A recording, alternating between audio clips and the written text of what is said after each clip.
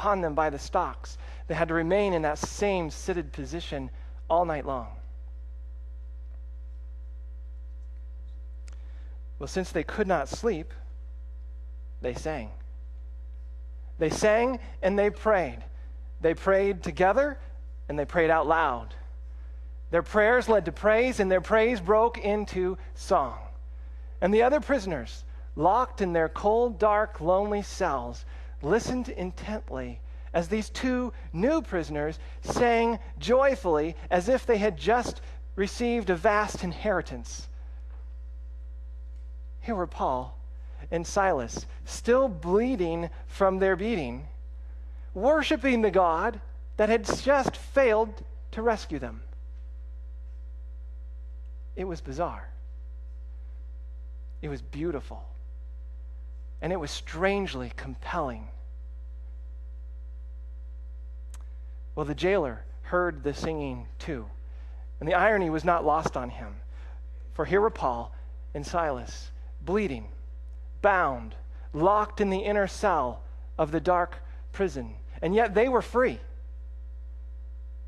And then here he was, well fed, well paid, well respected in the community. Unlike his captives, he slept on a very comfortable bed, and yet he was locked in the prison of his own sin, one he could not escape. And the more joyful they sounded, the more miserable he felt, until finally he managed to fall into a fitful sleep. And then, just after midnight, the jailer was jolted awake. The fist of fear seized their hearts and squeezed it like a vice. The house was shaking violently. He clutched the sides of his bed to steady himself. Earthquakes were not uncommon in these parts, but this was by far the most severe earthquake he had ever experienced. The floor and the walls were convulsing so ferociously that he expected the roof to collapse on him at any moment. It seemed like forever before the earth finally stopped trembling. It was even longer before his hands stopped trembling. His stomach churned within him as he lay there in a cold sweat. And for a long moment, he allowed the realization that he was still alive sweep slowly over his body in a sigh of great relief. And then he remembered. The prisoners. He bounded out of bed, snatched up his sword, and raced for the descending stairs. And when he reached the bottom, he peered through the dark, gray corridor, and his worst fears were realized. Every one of the outer cell doors was standing wide open. Panicked, he rushed from door to door, doing a quick inventory of all the prisoners. And just as he feared, they were all gone. The earthquake was so powerful, it shattered the foundation of the jail. It snapped the prisoners' chains. It wrenched every door frame, releasing the prisoners. While he clung to his bed for fear of his life, they were running for theirs. And they fled into the darkness of the night. And so there he stood in that outer corridor, staring at that row of open doors in utter horror and unbelief. And then it dawned on him. It was the prisoners, the singing prisoners. They had done this. For what had they done? They had shown kindness to a girl. They had helped her by releasing her from the darkness of her chains. And what had he done in response? He had locked them, chained them into their darkness. And now their God had come to avenge them. Somehow, he knew not how, he had survived the earthquake, but he was certain that he would not survive the Roman wrath to come. He made a quick decision. he decided that he would far rather die by his own hand quickly than to fall into the hands of the ruthless Romans. He drew his sword, and just as he was about to plunge it into his throat, he was startled by an urgent cry. "Stop! Do not hurt yourself. We are all here."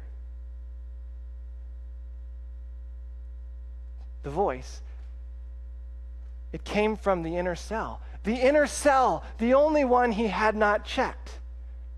Stunned, he listened very carefully. The voice came again. "It's okay. No one has escaped. We are all here." It was Paul. It was Paul.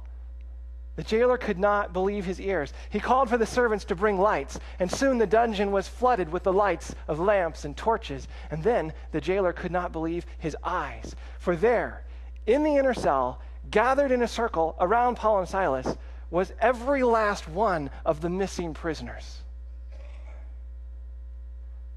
God had heard the cries of his faithful servants, and he had sent an earthquake so powerful that it broke open every chain and every door in that prison. The jailer had witnessed a miracle. No, he'd witnessed two miracles, and the second one was even greater than the first, because when those other prisoners had the perfect opportunity, the ideal chance to escape, they chose instead to stay. They stayed to listen to the message being proclaimed by the two servants of the most powerful God. The jailer was overcome with emotion, relief and sorrow, joy and fear, guilt and shame.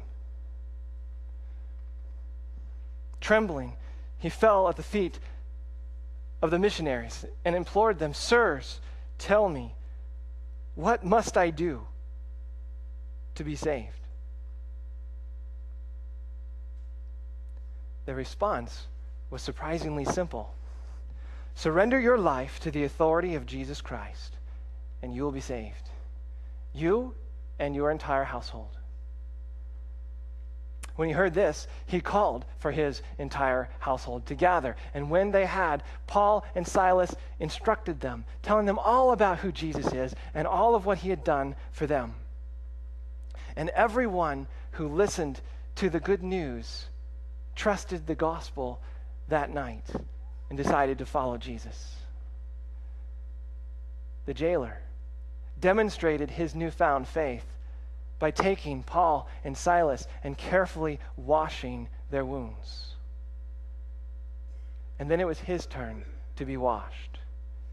He surrendered himself to baptism. He and his entire family were baptized that night. And then the jailer took the prisoners into his own home and laid out a meal before them, a meal of celebration. For the jailer was overjoyed that his family had finally come to know the one true God, and they had already begun to follow Jesus as their Lord.